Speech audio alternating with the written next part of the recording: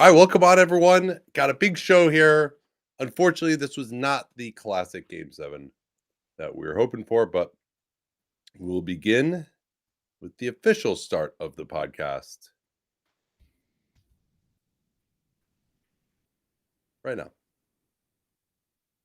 All right, welcome on to Sunday night edition of the pod, live exclusively on Playback, but of course in your podcast player on Dunc'd on Prime, ad-free, or on YouTube as well.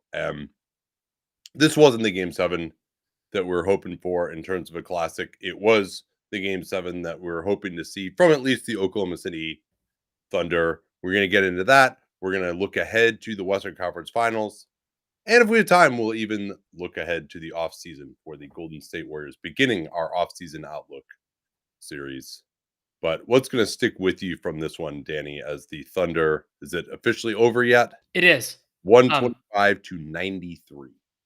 And so, as you said, it wasn't as close or competitive a game, and it could have been even more of a blowout early if the Thunder had made some three-pointers.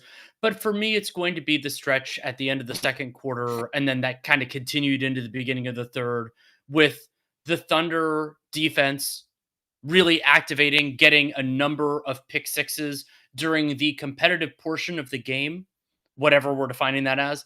The Oklahoma City Thunder had more pick sixes than they had turnovers themselves.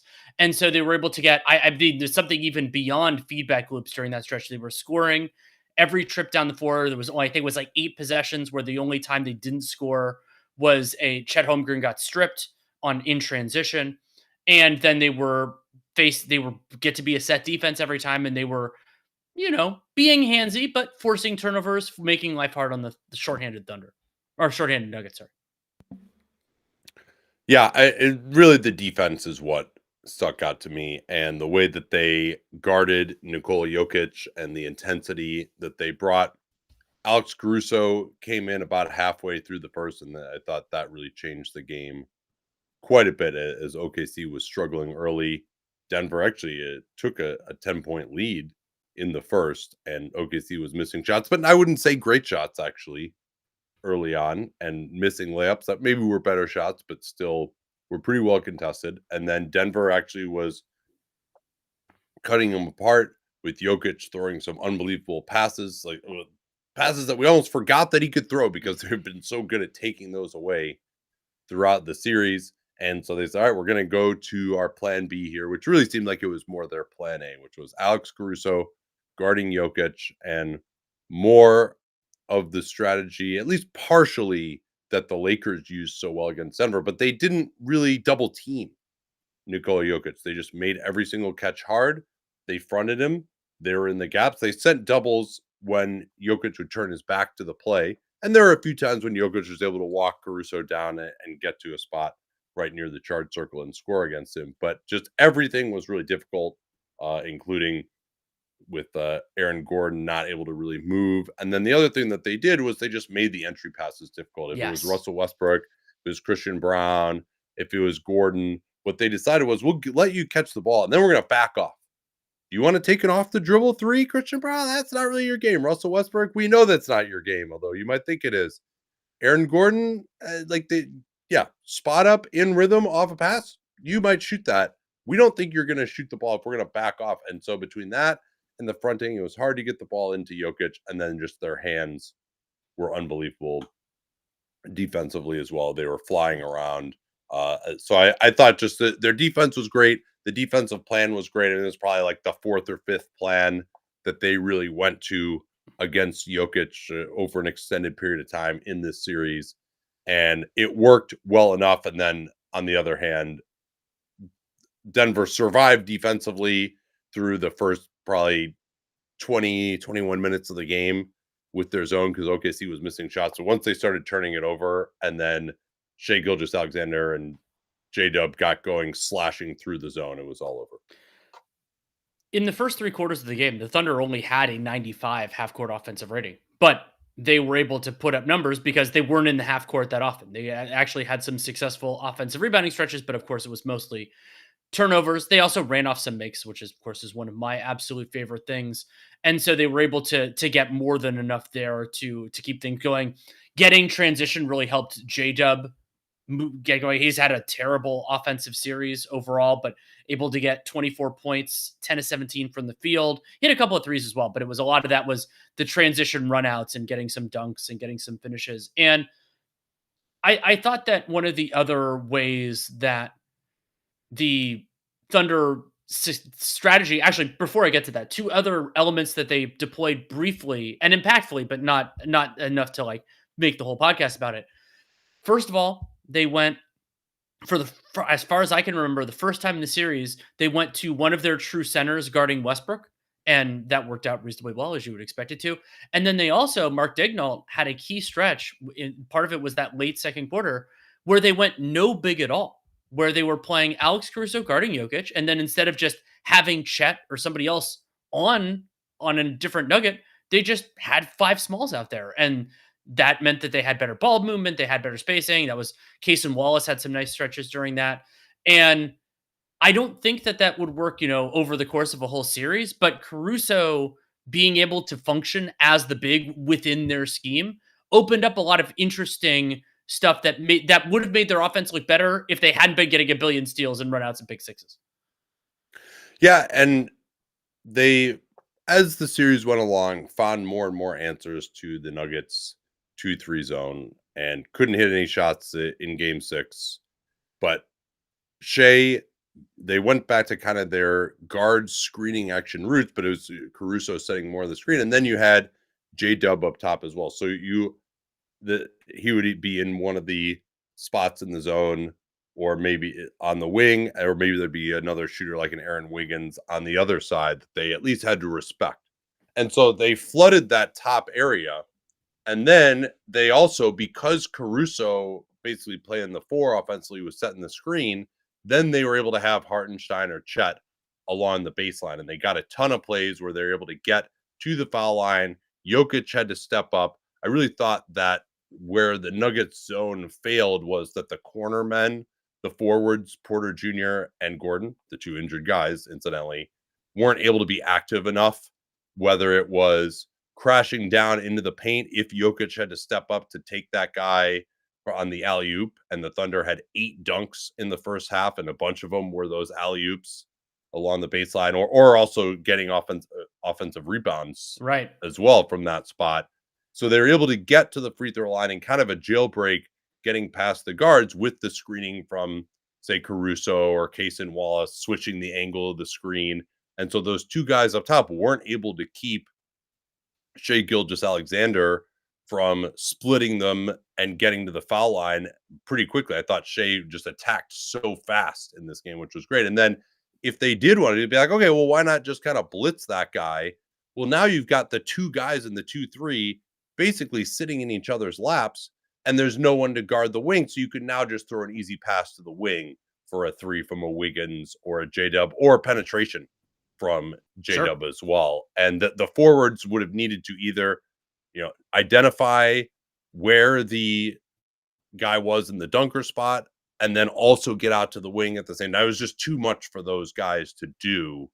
And so in the end, they were able to really overwhelm that zone just by putting enough guys where they needed to be. They figured out the execution on that throughout the series. Yeah, and that allowed J-Dub to get some of his open threes. He was 2 of 5 and had as I said, a really rough series overall. And it probably wouldn't have been enough depending on the game, but I mean, Aaron Gordon fought gamely through what has been described as a grade 2 hamstring strain, but he was compromised, and you could tell it from the beginning. I mean, there was a play where they just like basically forced him to, where there was an insane situation where he was dribbling the ball up the floor, and the Thunder. Yeah, I had KD flashbacks on that. Oh. Remember how he tore his Achilles because they kept like making him bring the ball up against pressure and like where it's just, maybe he can attack fine and shoot some jumpers, but you can't ask this guy to like bring the ball up against pressure and make those kind of explosive moves. Like everyone just like the 2 guards just ran out of there, and like, it's forcing him to bring the ball. It was against, I can't remember who was guarding. It was like J-Dub or someone was guarding him. Like someone that he would be hard pressed to bring the ball up against if you were healthy. And so Aaron Gordon being compromised even laid bare something that was blatantly apparent even before that, which was that the Nuggets didn't have enough good players. And so Gordon still being limited, but still being one of their better players. And I mean, Gordon, to me in these playoffs, and maybe if I go back and like look through some of the game logs, I think he was more consistently over the course of their 14 games, Denver's second best player. He was their second best player more often than Murray was. And that is more an indictment of Murray than praise on Gordon, though it is absolutely both of those things. And so for Gordon to not be able to be that guy, and there was a heartbreaking play in the third quarter where you could tell that Gordon recognized Alex Caruso was doing a cut. And if he was anything closer to 100%, he would have sniffed that out. Caruso wouldn't have gotten the layup attempt up, much less scored the basket. But his brain was there, his spirit was there, but his body was not there. Yeah, and also it's just really a shame for Denver that despite how injured he was, they didn't have anyone else who could be better Right. than Aaron Gordon. And OKC was also, they recognized what kind of a state he was in. They're able to put Shai Gilgeous-Alexander on him, hide him. Shai, by the way, probably haven't talked enough about his game with 35 points, 12 and 19. We focus so much on the games in these playoffs where he hasn't been amazing, but he's had some absolute monster games too, and monster fourth quarters. And this was one like, yeah, they blew him out. So you kind of don't give it as much credit as if he was just throwing haymakers at the end of a game. But he was, 12 and 19 from the field, 3 or 4 from 3, 8 and 9 from the foul line, 3 steals and a block, plus 32. It was a topic, Danny. What did you think of the whole idea of just the refs letting OKC be too physical? Not even necessarily too physical, but too handsy in this one. I think it was real. I think there is it's the challenge of NBA officiating is that you try. The goal for me is generally at least consistency, and I think that these refs were mostly consistent in terms of the contact that they thought was permissible and the ones that they didn't. I just didn't agree with where their lines were, and paralleling the Warriors of recent years, and to an extent the Cavs of those recent years. What you talked about, kind of flooding the zone in terms of attacking the 2-3. It was also a version of flooding the zone in terms of contact on defense, where they're not going to call everything. And this you could be handsy, you could go after the passing lanes, but you have enough respect and you don't do it every single time. Or, I mean, the grabbing and pulling that happens in other series, that sort of stuff too. So I would like to see, more of those things called. Like, to me, the best example, in part because we got to see it a bunch of times, was Aaron Gordon whistled for what became a flagrant one because he elbowed Shai Gilgeous-Alexander in the face. David Adelman challenged the play. And to me, it was pretty overt. I mean, we even saw it pretty close to live, but then when you saw a billion replays, it was even closer. Shai Gilgeous-Alexander drills Aaron Gordon before the elbow comes. And even with the review, I don't know if drills is the word I'd use, but he's hitting his hand. Clear contact. Yeah. It wasn't like a Jack Tatum hit no. the 1970s, but wow, there's definitely contact on the arms, on the hands, over and over again. And so, as has been the case in these playoffs, it's very different for me to see something live versus to see it on the review. And so, in that case, they could have still called the flagrant on Gordon, but then said that right before that, and they didn't see it live, that Shai Gilgeous-Alexander fouled him. And so for me, that one's more telling because they got a chance to look at it. So yeah, I don't think it's also not the reason the Thunder won the game, but it did give them a lot more latitude because wasn't a way. I brought up the idea of consistency, but where the line is, there was no way for Denver to reciprocate because they don't have the personnel to reciprocate. Yeah, it's Aaron Gordon it's Christian Braun and Aaron Gordon can't really play that way with the hamstring, and then they also didn't have the depth to bring in a quality player like Cason Wallace and Alex Caruso in particular off the bench. Those guys were really the ones who I thought changed the game. They didn't play Jay Will at all, the big. And obviously Jalen Williams and Shai are also very good in that realm. Lou Dort is. Chet is a great shot blocker, even if not that great with his hands defensively.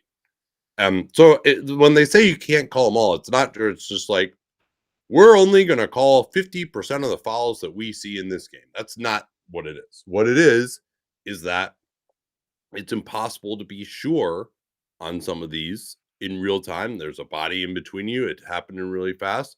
The ball gets knocked out very quickly. Like a lot of times, if the ball gets knocked out quickly, and also the other thing to keep in mind too is it in a circumstance where the offensive player doesn't have an advantage? If it's in a Mm, play where the offensive player has the advantage, you're more likely to get the call if there's some sort of a strip because the referee is kind of ready for that to happen. If it's just a play where you're kind of trying to enter the ball and you're not really doing anything, you can't move, like the guy's pressuring you up, it's a guy that can pressure, like you're really showing how intensely you're playing, like that. The referees respect that kind of activity, and so in that circumstance, a foul is not going to be called unless they're 100% sure that it's a foul. And a lot of these are plays that I would be like, yeah, you know what, probably 25% of the time that's going to get called. So when they say you can't call them all, it more adds up to that. It's not that the referees are going to see a foul and just be like, yeah, whatever, like just don't feel like calling it this time. It's more just that like you are taught as a referee to not call it unless you are sure. And it's also like in a loud environment like that, you can't use your ears as well to hear a slap in the arm or something. So it's not a conscious decision that we're just going to let stuff go on these sort of reach in kind of plays. And it's also like it is a skill to even to knock the ball away while kind of hitting the guy on the wrist instead of on the hand or on the ball. Like even to do that and dispossess the guy is a skill. Like not every team can do that. OKC provides a level of intensity. They're getting over screens. They're making it difficult. They have guys who have great hands. A lot of these plays are happening in the passing lanes too. It's not just all guys getting stripped. So for all that, I think it's like, could the game have been called a little bit tighter? Yes. Would that have made up for a 40-point difference in the game as it was by the very end of the game? No, it wouldn't have. I mean, particularly when you consider just like what the shot charts look like for this game, Danny. There was just no comparison. I'll just use the first half just to because that was closer Yeah. to the competitive portion. 27 shots in the restricted area for the Thunder. They made 19 of those 27. Sure, a lot of those were runs and steals, but they also got more in the half court than Denver did. 11, so 27 to 11 in terms of shots in the restricted area in the first half.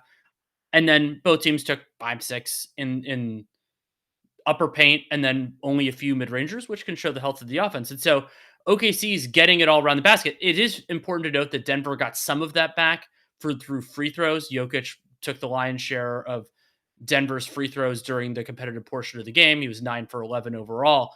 But the Thunder were getting things around the basket, and the Nuggets they're making every pass, every catch hard for Jokic, not getting as much there.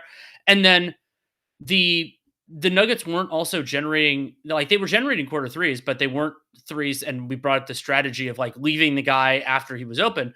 They were 1 of 8 on those corner threes, and none of those corner threes were taken by Aaron Gordon. Two of those threes were taken by Michael Porter Jr. So it was more the players that OKC was doing this gamble on, that they were that them leaving them open, whether it was immediately or eventually, was not going to burn them enough to swing the game. Anything else that you had just from how it was that this game happened that you wanted to talk about? I thought it was notable that Isaiah Joe didn't play during the competitive portion of it. I think he might have a place in the next series, which we will talk about shortly. And Aaron Wiggins just appears in part because can do a little bit more. He can be a little bit more industrious. Had a couple of big offensive rebounds in this one. That when Dagnall, his like break glass in case of an offensive emergency guy, seems pretty definitively, at least in this series, but I think overall to be Wiggins over Joe. Yeah, that does seem to be the case, and maybe he thinks that Wiggins has more sense. That was actually another thing I really liked, though, from OKC was how hard they attacked the glass. I thought Lou Dort was great in that area in the first half as well when they were struggling to help get them some extra opportunities because Denver got a couple of transition plays with Jokic throwing it ahead to Christian Braun, but Westbrook was really a non-factor in the last 4 games or so of the series. Porter Jr. couldn't run. He wasn't a threat. Obviously, Gordon like literally couldn't run. And Jokic was exhausted. And Murray is not someone who's going to like push the ball down your throat. So they just decided we're going to crash the crap out of the glass and just say, yeah, if you want to beat us in transition, Denver, fine. And we're also going to contest every one of your defensive rebounds as well. So I thought that was just another, the Thunder understood very well where their overall advantage was in the series, and particularly in this game, of just overwhelming the Nuggets with their physicality and effort level. And Denver just wasn't able to respond a little bit. And so I guess what I'll ask you to start with here, we won't do the Nuggets offseason outlook now, but I tried it when teams get eliminated. I want to capture the feeling of what it was like for this team, where they went wrong, how they lost. Because you want to know, all right, as we start to analyze, what do they need? How far away are they? That's kind of step one in that process. So could Denver have won this series with a healthy Aaron Gordon, a healthy Michael Porter Jr.? Yes, absolutely they could have. Would they have been the better team? No. Not overall, but they could have won enough to win it. I mean, this was a more competitive series. Also, Michael Porter Jr. wasn't Michael Porter Jr. this entire No, series. that's a huge thing, right? Just Yeah. that, like, one of the best shooters in the world just was a terrible shooter in all but one game of the series. Yeah, and we know there it's not like it's a mystery why that was happening. Like, we know he has a shoulder injury. And so that is a very real consequence. And so that I still have some of my misgivings about the Thunder crunch time offense and all that type of stuff. So Denver, and the heartbreaking thing, and the Gordon injury firmly closed this door for me, was that if they had been healthy enough to win this series, I think the Nuggets could have won the championship again this year, because you look at like what else is out there. Like they definitely could have. But I think that approach, which maybe the new decision makers there will lean on, is like, oh well, we don't need to do big surgery. We have the best player in the world. We can do all this stuff. But this was Jokic's brilliance in these playoffs, transcending their overall lack of talent. And it was exacerbated by injury, of course. But Jamal Murray wasn't nearly good enough in these playoffs. I brought up that I think Gordon was their second best player more often than Murray was overall over the two series. And Porter Jr. was injured, but also wasn't good enough. And when you consider how much David Adelman had to lean on Russell Westbrook, how much he had to lean on Peyton Watson. I mean, they ended up going to Strother, who was huge in game 6 and then didn't really do a whole ton in game 7. They don't have enough good players to make it work. So to me, Denver will never be out of it in any series, or that when you have Jokic in this form as his best player. He was an absolute monster in these playoffs, been the best player so far. But I think it would take a lot for me to have them as a tier 1 championship contender, because there's going to be someone with a larger overall talent level. Like, they're just not quite good enough overall. Yeah, I mean, the Rockets are probably going to add a player. I mean, who knows? The Spurs could be at that level even as soon as next year, depending on their offseason. Obviously, this OKC team is only going to get better, you would think, although they have had perfect health, worth noting, right? And Denver did not have that. I do think that Gordon's shooting improvement is something that, especially if it continues, is important, especially to counteract some of his inevitable athletic decline. And yeah, Porter Jr., his defense is pretty bad too. Like they did sort of find something, I think. To me, the Nuggets established enough of a defensive floor in these playoffs. Now, again, the Clippers and Thunder are kind of flawed half-court offensive teams, and we'll have to see. I don't know who that just like unbelievable, unstoppable offense in the West is, though, that they're going to have to go up against. Maybe and Boston is done now in the East. Like, I think the job in some ways maybe has gotten a little easier. We'll see what the West looks like next year. Going up against Golden State, ironically, I think is the one team that they really, really would have struggled to defend. A healthy Golden State team that was in the West. We'll see about the Lakers. Would have been another very interesting one that we never saw a matchup on. They're going to get some reinforcements, and the West is going to be a monster again next year. And so I think Porter Jr. is still a liability on defense, but he can shoot better. Brown, I thought he showed out pretty well. He's probably shot well enough in these playoffs. Maybe Strother can take a step forward as well. I don't know how long Jokic can be Jokic. He's had some defensive issues. They got to get some kind of a backup center solution again as well, like that. But I don't like, this isn't a situation where I'm like, all right, get Jokic the fuck out of there, right? Like, No. This is not This is not a situation like what Giannis is going through in Milwaukee right now. Now, we could be there 2 years from now, for sure. Maybe even after next year, where I'm just like, all right, Jokic has no chance. Let's get him on a relevant team. Yeah. Note that OKC didn't have perfect health this year. Yeah, no, I'm talking about right now in the playoffs when it matters. And certainly their system got them through the season exceedingly well and got them to 68 wins, even without that perfect health and without running their guys into the ground. However, yeah, right now they don't have a single injury that Yeah. is even And has shown up at all. one of the other things that helped them to give credit in this case is that being the number 1 seed allowed them to face a what ended up being a weaker number 8, and they were able to make it through in a shorter period of time, helped by John Morant's injury. And Yeah. then so they didn't have as much of risk injury. They didn't have to go through multiple 7-game series like the Nuggets did. And some of that was luck of the draw, but some of it was also making their own luck by being the number 1. So let's move now to the West Finals. With this, Dan noted this that we will either have a team that has never won an NBA championship, the Pacers or the Wolves, or a team that last won in 1979. The Thunder have the Sonics history until the Sonics are reborn, which hopefully will be something that happens soon. Or the Knicks, of course, last won famously in 1973 with Walt Frazier and Willis Reed. And then also, this will be the first time we have ever seen 7 different teams win NBA titles in a That's right. 7-year span. Do you like that, by the way? Is that good for the league? I think that anything can work. It depends on how interesting those teams are. But I know it's so funny. There are a lot of people who hate dynasties and who hate, like, of course, this comes right on the heels of the LeBron, like the Cavs and the Warriors playing a bunch of times in a row. I think that both can be good. But what concerns me a little bit about kind of how that happened is it is the like healthiest team because there have been just a high volume of high impact injuries. And so that can take some of the steam out. Now, if it's a deserving champion and something weird happens the next year, like the Celtics, where, that'd be great. They had a decent chance of losing the series even before Tatum got hurt. But I think that especially like for hardcore people, people like us or people who listen to us, they're going to watch no matter what.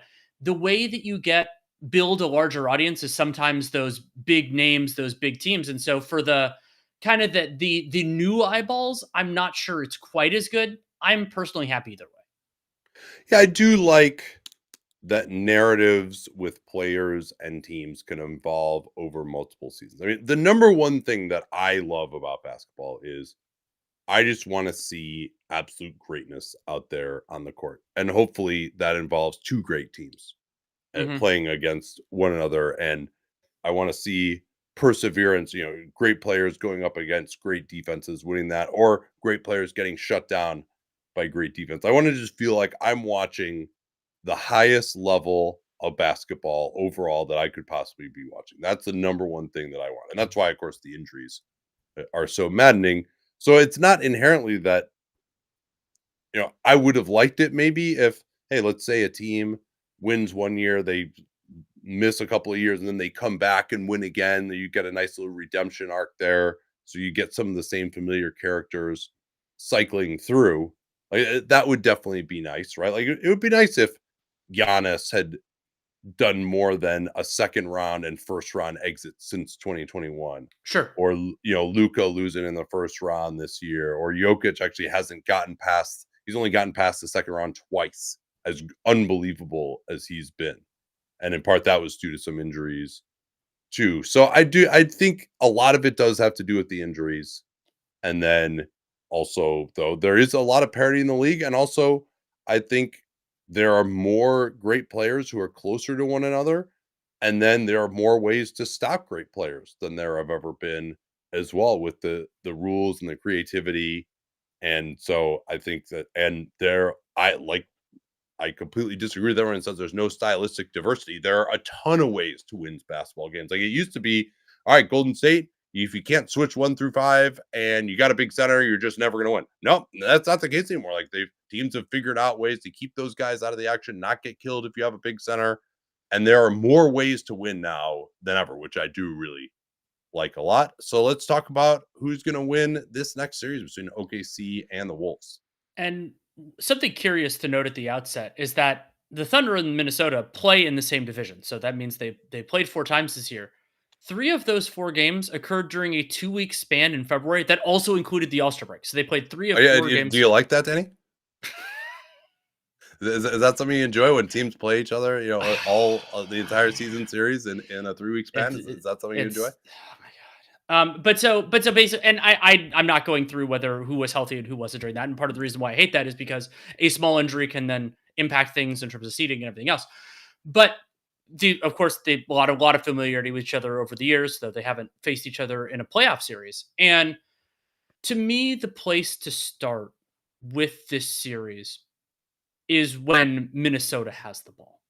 And they were able to survive against the Warriors. And I thought that part of what frustrated me about Minnesota in the series, and a lot of times I get more pissed off by a team that kind of flails and still wins. Indiana last year was a great example, than the teams that flail and lose, because then they're over and you kind of forget about it. But they were able to do that. And the Warriors, in some ways, especially without Curry, but their offense was so bad. They're a very good defense, and I don't think that people should lose sight of that. But the Thunder, the pressure that they put on is going to be fascinating against Minnesota, because Minnesota doesn't have, with some exceptions, they don't have the greatest decision makers or ball movers. So the Thunder are going to put pressure in a different way that will be very interesting to watch.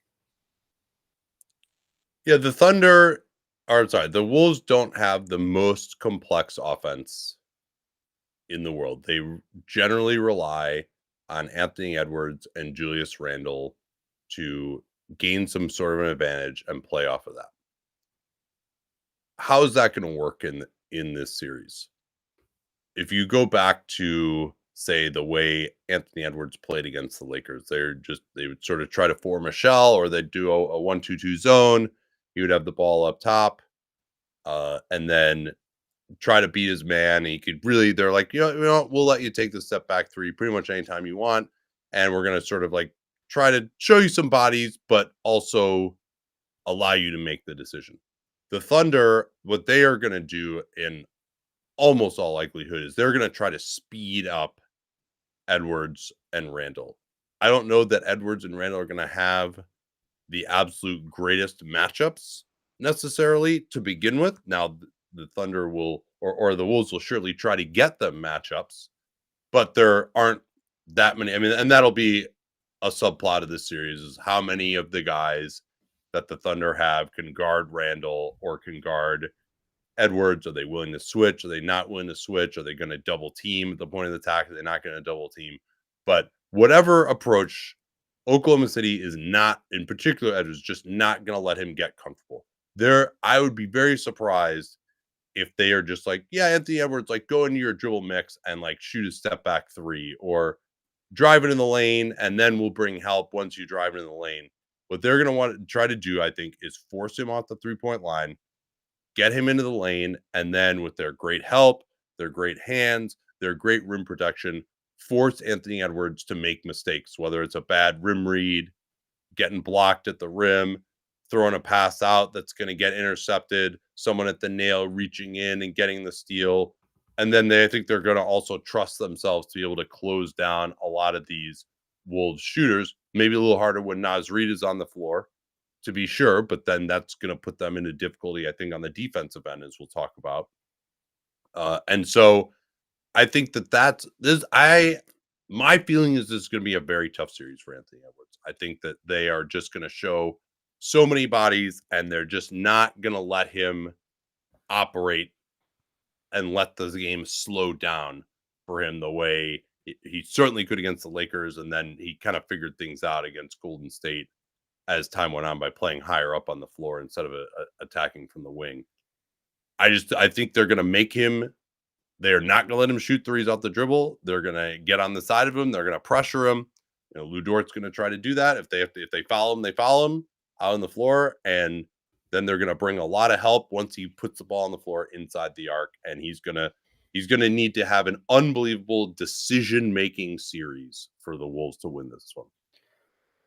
What I find fascinating is you could think back to kind of like old school basketball. There aren't actually that many members of the Oklahoma City Thunder that I like defending Anthony Edwards one-on-one or kind of in base actions. The Thunder have guys that I think will hold themselves okay. I think J-Dub will be fascinating. Lou Dort, I think, will probably get the assignment for a amount. I don't love him necessarily in that matchup. Yeah, well, but I think that guy, what I was trying to say, maybe I did a bad point of it, is that guy's assignment isn't going to be to shut down Anthony. No, that's just going to be to make him drop. No, and that's exactly where I was going to. Is the idea that there aren't that many guys in that, but that doesn't matter as much again because of what the Thunder intend to do.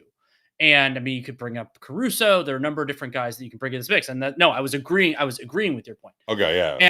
And I think it's largely going to be a similar story when it comes to Julius Randle, where the Thunder don't play a lot of guys with heft. They play, but I think they will be able to use Hartenstein in that matchup a fair amount when Daigneault wants him on the floor, maybe even Jalen Williams, the bigger one. And Randle will at times will beast that, and for offensive rebounds or for getting into the lane.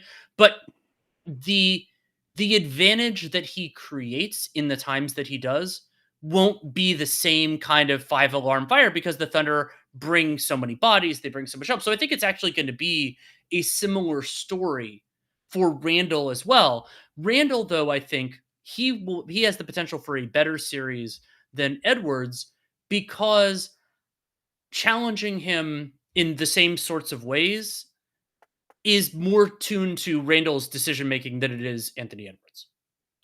Yeah, I'm really fascinated to see what they're going to try to do against him defensively. Would they put Chet on him? Would they put Hartenstein on him? Would they put J-Dub on him? Ooh. Like that, I think they're probably not going to put Dort on him. I don't know. I might consider actually giving J-Dub some of the assignment on Edwards to use his length and trying to go with Dort on Randle, just make his catches difficult, flop, all the crap we're seeing. I think Caruso will get some Randle time as well. And yeah, I think you're not going to see Julius Randle. All right, we're going to play you one-on-one, and you can kind of waltz across the lane and, knock your guy backwards, shoot your fade away, or, everyone's head's going to turn as you cross the lane, and then you throw it to a three-point shooter. So then the other question is going to be with both Edwards and Randle, what is the approach going to be when a second guy gets brought into the action to try to create a mismatch? I think the Thunder are going to blitz. I think they're going to do a lot of blitzing, again, force these guys and try to do it further out on the floor and force these guys to make decisions and fly around beyond the play, particularly when Gobert is on the floor. I think that could be really effective. When they go with Naz Reid, that might be a little bit different, right? That's because they'll have enough spacing where maybe you don't want to put two on the ball so far away, and Naz Reid can make plays off the dribble. Gobert can't do that. I think Gobert is going to really struggle to finish, even if he gets offensive rebounds. Like, he's just going to get stripped a ton or get jostled or something like that. Well, and it's fascinating for these two teams coming off of the series that they just had, because part of what made Oklahoma City defend so well at times in the Nugget series, and especially in the Game 7 we just saw, is that there were a number of different players that they could actively not guard or challenge. Minnesota doesn't have as many of those players, especially if Gobert is off the floor. However, one of the things that Minnesota doesn't have is a lot of other guys that are really, really going to punish you, especially if the goal is generating an advantage. Now, capitalizing, DiVincenzo, Conley, Jaden McDaniels can do that. They can do some, but I brought up the way that they attacked the deficiencies. What the Thunder don't have are those true defensive deficiencies where you can see some of those guys eat. So a McDaniels are just like, okay, you have to put a mouse somewhere. You're putting a mouse on McDaniels or pigeon, I guess, in John Morant's terminology. Or like Conley and a guy who can't move. The Thunder's floor in terms of the quality of defender that they put on the floor is impossibly high. And so those other guys, it's not going to be an advantage in terms of personnel. It's going to be an advantage in terms of situation. And those are harder to exploit most of the time. Yeah, I don't know how much we can learn from the season series. One of the first games was one that I watched with Chet being back was a game where the Thunder or the Wolves didn't have Gobert. There was also the game where the Thunder were up by like 18 with under 5 minutes to go. Wolves went zone and ended up coming back against them. I'm sure we will see plenty of zone on the other end, as we'll talk to as well. But I still don't think that there's a huge takeaway here uh, because there were just weird games and the Thunder not having Chet for a lot of it as well, and Gobert being out during the period that you were talking about where they played each other a bunch of times Hmm. in a row. And so I think this is going to be a lot of the Wolves support players having to do stuff like DiVincenzo, his ability to shoot very deep threes is going to be important because the Thunder are going to be flying around. They are going to be showing a lot of bodies. Can the Wolves find him and can he shoot a three from 2 steps behind the line and make it and force the Thunder to guard him out there? I think the Thunder are at least going to start this series feeling like we're just going to bring so much pressure that we're not going to let Randle and Edwards beat us. And let's see if they can get us out of there with their distribution, and we'll adjust that way and maybe do more switching or something if we need to do that. McDaniels attacking closeouts is Hmm. going to be huge. He's been doing a really good job of that in the playoffs. I think he's going to have a much more difficult time in this series because he'll turn down a lot of threes to try to attack from either baseline. And I think just his handle is not that tight. Like if he can actually get in and make some of those little like 5 foot leaners that he's made a living on in these playoffs, that's huge for the Wolves. I'm just not sure that against the level of handsiness that the Thunder bring that's going to work. Mike Conley is very steady and he'll be a really important passer out of advantage situations. If the ball comes to him, he'll need to make shots as well. Alexander Walker will be in the same circumstance. Like the Wolves don't have anyone other than Gobert where you're just like, oh, I don't trust this guy to make any decisions at all. Like they have just so much more quality up and down their lineup than the Nuggets did, but they also don't necessarily have even I would say a decision maker on the order of Murray, not to mention Jokic, who's been at this type of a high level. So, what's your feeling on just how well the Wolves are going to score in this series? I think they will struggle overall, and I think there will be games that are swung in this series by kind of the two big things. When OKC's feedback loops, like we saw in Game 7, but then also Minnesota offensive rebounding. The Thunder defensive rebounding has been pretty terrible overall in these playoffs. It hasn't been exploited as much in some of their losses. So, but overall, I think Minnesota is going to have some real trouble. Yeah, Gobert is going to be such a key figure because let's turn to the other side of the floor now. And who's going to guard Shea Gilgeous-Alexander? Hey, he's going up against his cousin, by the way, Nikhil Alexander Walker. That's going to be a big storyline in this one. I think Nikhil could do a pretty decent job on him. He knows his game really well. He has, I think, the physical tools to guard him. I think DiVincenzo is not going to do very well. Obviously, Conley, they'll probably just hedge with him. I don't see them going to the switch there.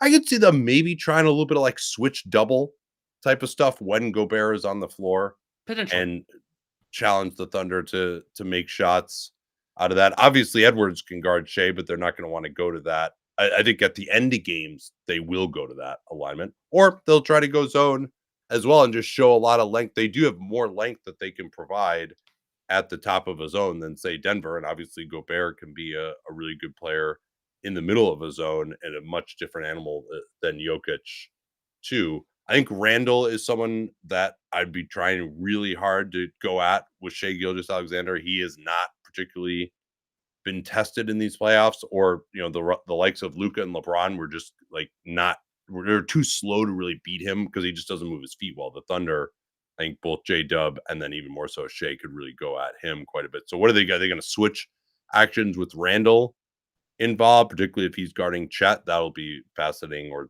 then they'll try to hide him maybe somewhere else.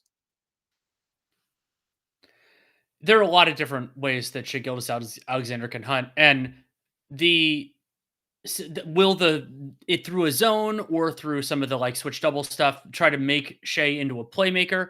But the Thunder, in some ways, like the Minnesota Timberwolves, have a lot of guys that can do okay when the advantage has already been created. And I mean, they're like that. I think that is when Cason Wallace's game shines the most. That is, of course, for Caruso when his game shines the most, and for J Dub as well. Like J Dub, I've criticized him a lot over the years, even though he's been mistasked with this job to generate offense. But if something is already done for him, he can do a good job. And you brought up Chet, and something that fascinates me in the perspective of the series is like we brought up Gobert's limitations offensively is how much do the Thunder need to have Hartenstein out there defensively?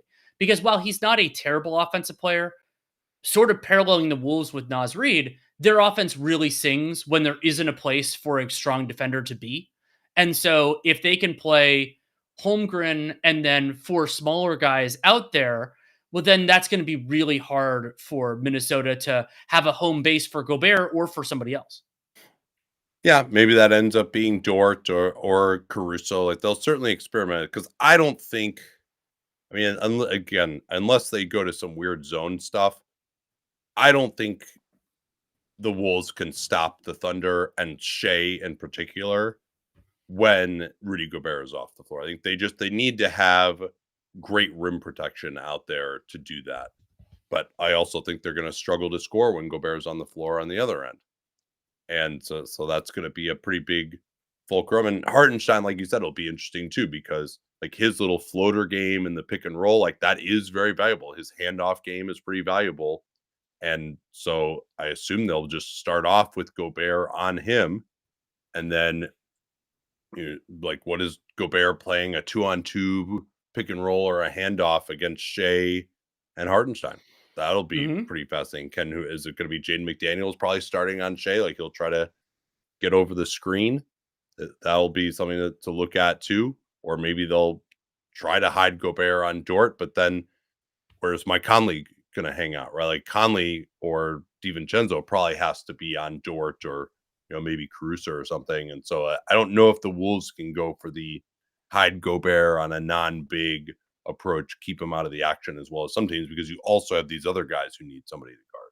Right. And that's a really good point. And something else that interests like that is going to be huge in this series is that both these teams are incredibly deep with like credible players and a lot of credible two-way players, depending on how we're defining terms. But inevitably, there are going to be some guys who get crucibled. And to me, I brought up Wiggins and Joe, and both those guys can really make the offense sing. Like Isaiah Joe's small screening can be really fun for Oklahoma City, but then also his ability to shoot. And then for Wiggins, and we saw Wiggins have a better series and more of a series against the Nuggets. And he's harder to attack because Wiggins is a physically larger person. And so we think about Anthony Edwards. I think there will be some windows for Isaiah Joe to make an impact in this series offensively.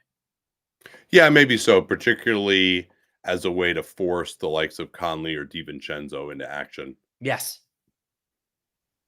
With his pick and pop game. Yeah, J-Dub will be another really interesting guy in this series in the half court. I don't know that, like, I think probably they'll go Edwards on him to start. He's not someone who's like so devastating that you can't just put a smaller guard on him too, like DiVincenzo or something. And the non-Shai minutes will be pretty interesting. I do think maybe in the non-Shai, non-Edwards minutes, maybe Minnesota has more of an advantage. But I really like the Reid versus Gobert thing is going to be, I think Chris Finch is going to maybe get in a situation where he feels like he just is making too much of a trade-off either way with those two guys. Maybe I'll be wrong about that, and the Wolves will be better defensively than I'm expecting against Shai. And it's, Thunder don't run the most complex stuff in the world, and I think that's where if the Wolves can kind of just line their defense up, it looks pretty good. That's the other thing, though, is the turnovers, where Minnesota can force some turnovers, but the Thunder never turn it over. And then the Thunder obviously are one of the greatest turnover forcing teams of all time. And this Wolves team can kick the ball over the gym. And I think there will be moments when the Wolves, and Chris Finch is a very creative coach, can make the Thunder offense look bad. But I do feel like the fundamentals on both ends, and then you also consider that the Thunder are way better in the possession game. I mean, the one thing you can say is that the Thunder aren't going to just like run the Nuggets or run the Wolves into the ground the way they did with the Nuggets. Like the Wolves just have enough depth that the only guy who really has to play like a billion minutes is Edwards, and he's capable of doing that, frankly. Sure. And the Thunder are in the same thing, except for Shai. So I think the depth advantage, it's great to see two teams that are this deep. I don't think fatigue is going to be a big factor, but I just think the Thunder have, if it's just half court versus half court, I think the Thunder have a slight advantage, but then you throw in their advantage in the possession game, particularly forcing turnovers. I just, like, Anthony Edwards is going to have such an unbelievable series for the Wolves to win. And I don't think that the Thunder are going to allow him to do that. Especially like to do it 4 out of 7, it's going to be a lot to ask. And I do think that there will be games. I brought up Minnesota's offensive rebounding where the possession game is more tight, and points off of that will also be key. How efficient these teams are when they get an offensive rebound, but forcing turnovers is going to be a huge factor. And there isn't as much for the Wolves to like kind of the counter, like you bring up or top siding, and then you could backdoors. Like the Thunder just bring that pressure, but you could get some easy baskets off it from time to time. But the other thing that gives me pause with the Thunder, and this will affect, this will not affect who I pick to win the series, but it will affect how long, is I still have some real concerns about kind of their offense and their crunch time effectiveness. We saw a couple of games in this Denver series where they made some mistakes, and Minnesota they're not necessarily like the perfect team suited to exploit all that kind of stuff, but it does, it's like, well, what is going to swing games? I think there will be some real challenges if there are games that are close late. Both these teams could have weird, flawed offenses, but I think I trust Anthony Edwards and them to just kind of get to some of their stuff more than the Thunder, who sometimes get in their own way. What's your feeling on whether it'll make more sense for Finch to be playing Gobert more or Reed more?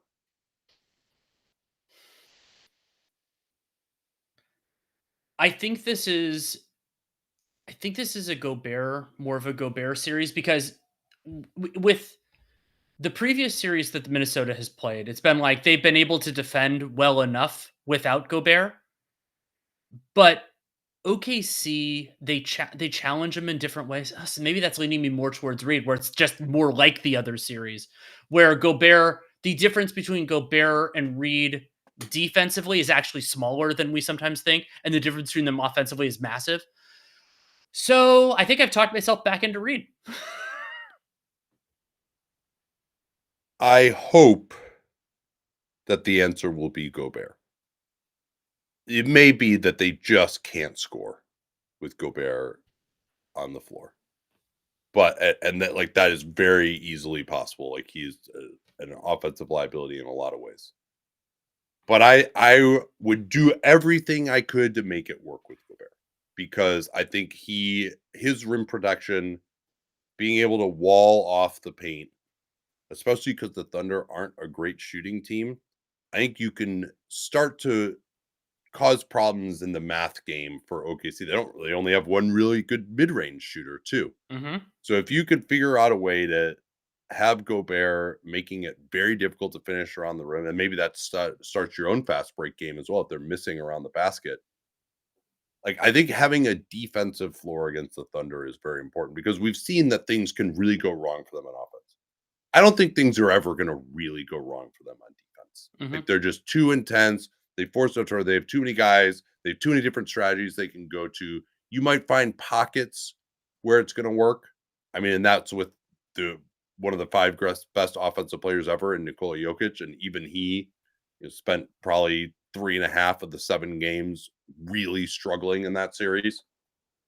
And so I think if you just have more of a chance of messing them up defensively if you're the Wolves defense than you do with your offense. Like, if you put Reed out there, yeah, you know what? Like, maybe you get your offense totally out of the doldrums, but I still think they can defend them pretty well. They can switch stuff. They have a lot of great lineups there.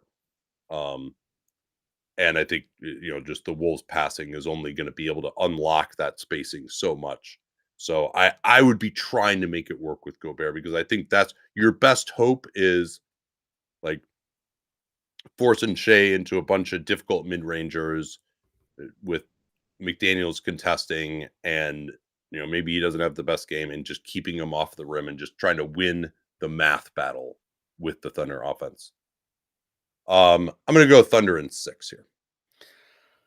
I think on talent, this might even be Thunder in 5. The Thunder are a really good team, but I think Yeah, Minnesota's I was leaning more 5 than 6. And I was kind of hoping you were going to pick 5, and I'm picking Thunder in 6.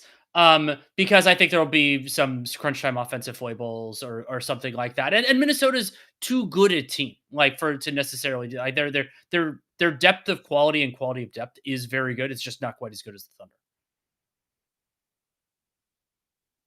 Are you ready to talk about the offseason for the Golden State Warriors? Yeah, let's do it. And I think actually, no, there's one thing we got to clean up first before that. Oh, yeah, absolutely. Due to a clerical error, which we very much regret, we missed a few free agents. So we got to talk about them real quickly here to set the table for this. Mostly at the big positions, but a few actually on the at smalls as well. So we'll just go through them here. We changed up our position rankings, and that caused a few guys to disappear from our free agent sheet. So sorry about that. No excuses, just an explanation. We'll start with the few guys here on the guard line. Jordan Goodwin has a team option with the Lakers for the minimum. You imagine that he will be brought back there. They also converted him off a two-way, so you could see the what are we calling it now? We can't call it the Jonte Porter anymore, where they have the team option that they just use to get the bird rights and then sign the guy to a 4-year deal because they could only sign a minimum. But surely he'll be back with LA on something around the minimum. A guy that I would be trying to target potentially would be Ryan Rollins. I think he's sort of like this year's Scottie Pippen Jr. He is a restricted free agent with the Bucks. Started to shoot it better. Just his first year when we were familiar with him in Golden State, he just had no athleticism coming off that foot issue. Now he's gotten that back. He's actually a quality defense watch. I thought he actually should have played more, even when Lillard came back in that series. He's only 23. I was very impressed by him. Like, he's someone I think could be a quality backup point guard as soon as this year. You would imagine he'll be back in Milwaukee. There's just so much, of course, that has not been written about what this Bucks offseason is going to look like. Chris Haynes reporting that Giannis is going to have a meeting with the Bucks to try to figure out what the big plan is. Because, I don't know if you've heard, Dan, they've got a lot of flexibility. Yeah, they can trade a first-round pick and maybe use an exception. But so yeah, Rollins definitely interesting. John Collins has a quickly. No, we got AJ Mitchell here. Oh yeah, we got to talk about briefly. AJ Mitchell is, as a team option, they converted him off the two-way. He will get that. Jonte Porter just got signed to a 2-1 in the middle of the season because that's just the only mechanism they had to sign him. So he'll surely be on some Hinkie special-esque contract going forward. Well, and it's notable though that for OKC they'll have to, unless non-bird rights is enough, maybe the raise they gave AJ Mitchell, that they might have to dip into a different exception. But no, they're not going to. It's all worked out. Okay. Like that's just how it always is on these second round. I mean, I think because what was he drafted? He was drafted like 38th or something, right? I believe so. So I think he was one of the highest guys to ever get a two-way. But that was essentially just so they could have a roster spot through the trade deadline. They made it up to him. So that I'm sure this deal was essentially done, at the time he was drafted, that it'll just be something equivalent to what he would have gotten under the second round pick exception last year. A couple other guys are kind of interesting. Gary Harris is a team option. You imagine that he will be, what is that for? Like $8 million or so. You imagine they'll decline that. They've got a crunch there. Maybe he'll end up being back, though. They seem to like him. He still was actually in their playoff rotation. Pat Spencer is a restricted free agent, hilariously, at 29. Again, there should be an age limit on being a restricted free agent. Another guy that you think would probably just be back as a deep bench guy for Golden State. And then, yeah, you're going to talk about John Collins. Yeah, and Collins, I mean, he's definitely fallen somewhat off the radar playing in the Jazz, who've not been a consistently relevant team. Player option for $26.6 million. And the rationale for Collins, who doesn't have a ton of momentum, to decline that would be to potentially secure a long-term contract. This is he's 27. So you can potentially get something there. He may have more momentum. And depending on what the Jazz do, if he picks up that player option, maybe he'll get more marginalized and then won't have enough momentum going into the 26 offseason. But considering how few teams have cap space, I mean, his agent's going to have to do some real hard work. I would pick it up. I don't think it needs the voice, but I do think he'll pick it up.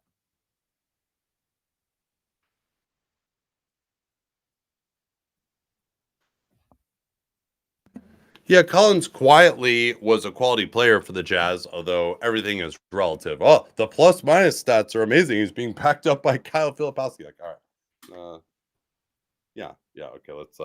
Let's calm down there a little bit on that one. Micah Potter is a little bit of a difference with John Collins, but he has rediscovered his shooting in Utah finally, which I think is important. He's 27.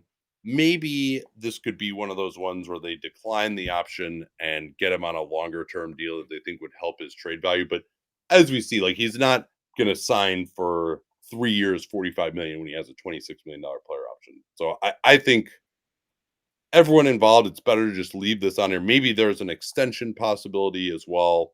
Utah is probably most concerned about his trade value because they're going to be tanking again this year, I would assume, after not winning the lottery.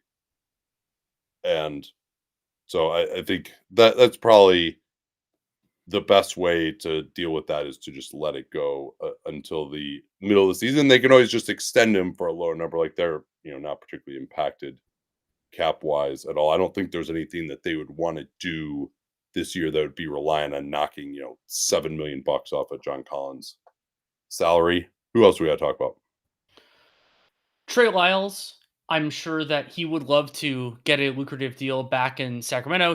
He has been important at times during this Kings run as a depth guy, but he was their backup center for a stretch of the year because they had no other backup center. But I think that Sacramento, one of the few teams that actually can use the non-taxpayer mid-level, should get somebody better, and so kind of let him walk. And then we're talking more for Trey Lyles of, like, maybe get more than the minimum somewhere, but who's gonna really pony that up when you consider the other options that are available? Yeah, it could be back in Sacramento. I think they would like to upgrade there. The fate of Jake LaRavia also matters. Different kinds of players. Lyles also maybe more expendable now that they have Jonas Valanciunas. So I think they wouldn't mind having him back at 29, but he's probably fourth or fifth forward, fourth big type of player. But yeah, I mean, would you pay him $5 million a year? Sure. I wouldn't want to go much above that. I think if I were another team. And Bol Bol, we can probably just let that one go at this point, even though he's only 25, hilariously. Mike Budenholzer did. He did not play. Jabari Walker is someone I actually like as a free agent.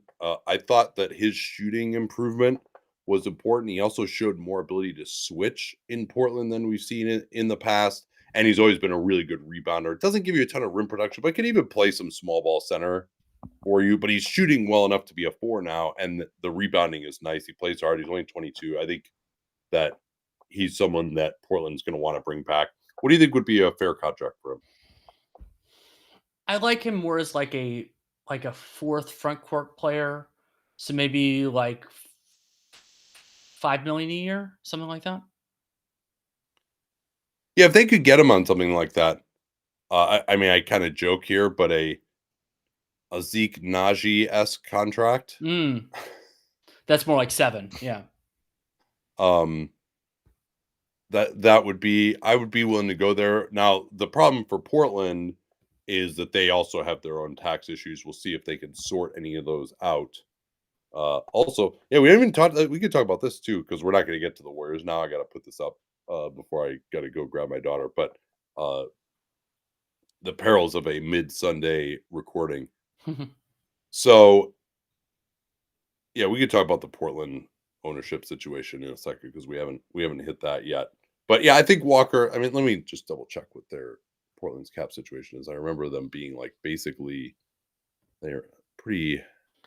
They did get a little bit of a break by getting a lower draft pick, at least with regard to their tax stuff. So they are,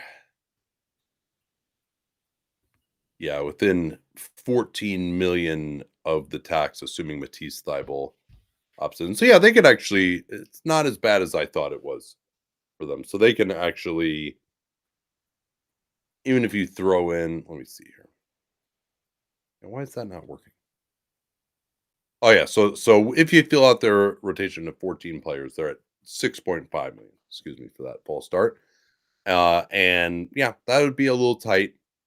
With if they Delano Batten is someone they also might want to bring back. Maybe if they move on from him, that would give them more space to bring back Walker on something that I think would be a fair deal for him. I think that kind of fourth forward money for him. He could even be a third forward or kind of or a third big someday. I think especially only being 22, I like him quite a bit. Who else we need to talk about here that we missed on? I mean, Jeff Green might end up getting another contract in the league.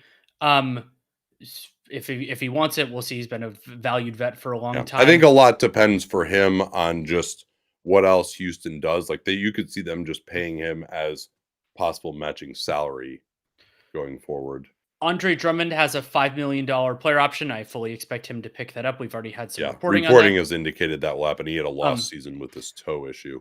And then Quinten Post is another one of these drafted guys last year who got converted off a two-way. The Warriors have a team option on him, but that might be as a mechanism to pay Post through restricted free agency. We'll have to see. Maybe that is a little bit different. I mean, and remember with some of these guys, I think this is more likely in Post's case than it is in AJ Mitchell. If they pick up the team option, Post would still be a restricted free agent 26. Like they're not. He's not near the service time that Yeah. would be Well, required. no, there's no chance they pick up the team option again. So here's why. Number one, again, he was drafted in the 50s, so this is kind of the deal when that happens. That he's not gonna get a better contract than he would have gotten if he had just gotten the second round pick exception when he was drafted. Mm-hmm. Number two, he didn't have to agree to this team option. If they had wanted to just unilaterally convert him, he would be a straight up free agent right now. So clearly Right. there That's is a good a point. deal that is done there already. Otherwise, he would have just not agreed to the team option. The team option, again, being a mechanism to allow them to do a longer deal. I mean, maybe you're wrong. It's just we've never seen this situation become anything other than the deal is done. And Well, it's dude, for essentially the minimum. Tristan Vukcevic was one where they had a team option, declined it, gave him a two-way, but it's very rare. Oh yeah, well, I guess that's true. They could even, they could downgrade. I don't think they would do that to us. I mean, maybe they would. I mean, there's some of these organizations now have enough trust where if the guy's two-way eligible, they will do that. Bring him back on a two-way, and then just convert him again. Give yourself an extra roster spot for the first, 4 months of the season before the deadline. Like, I mean, that's basically what the Thunder did with AJ Mitchell. I don't know if Quinten Post would be too interested in letting that happen again. But if there's enough trust between the parties, you can kind of manufacture yourself a extra roster spot there. Dominic Barlow is a team option as well. That one, again, coming off of a two-way. Maybe I don't know what they think. I mean, still somehow is only 22, as much as we've been bloviating about how awesome he's going to be. Let's talk about the Blazers being sold now. Finally, as part of the estate of Paul Allen, they will be put up for bid, and also probably a good idea to just wait until the Celtics went for $6 billion before doing that. And so, I mean, there are a number of different pressures. One of them is, I mean, Paul Allen was a wonderful owner for Portland, but what is ownership is the biggest competitive advantage in the NBA? What is a new owner of the Blazers willing to spend?